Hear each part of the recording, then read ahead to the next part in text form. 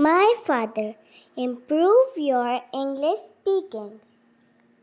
My father is my most important person in my life. He is kind, loving, and hardworking. He always takes care of our family and works hard to provide us with everything we need. He teaches me good values such as honesty, respect, and kindness. Whenever I face any problem, he helps me and encourages me to stay strong and confident. My father is not only my parent but also my best friend and guide.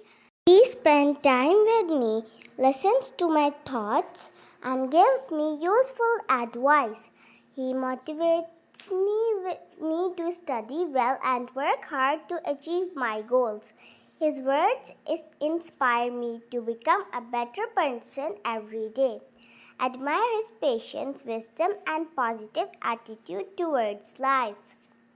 I feel very lucky to have such a wonderful father. He always supports me in my studies, hobbies, and dreams. His love and care make me feel safe and happy. I enjoy spending time with him, whether we are talking, playing, or going somewhere together.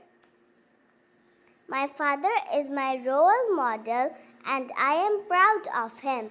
I love and respect him with all my heart.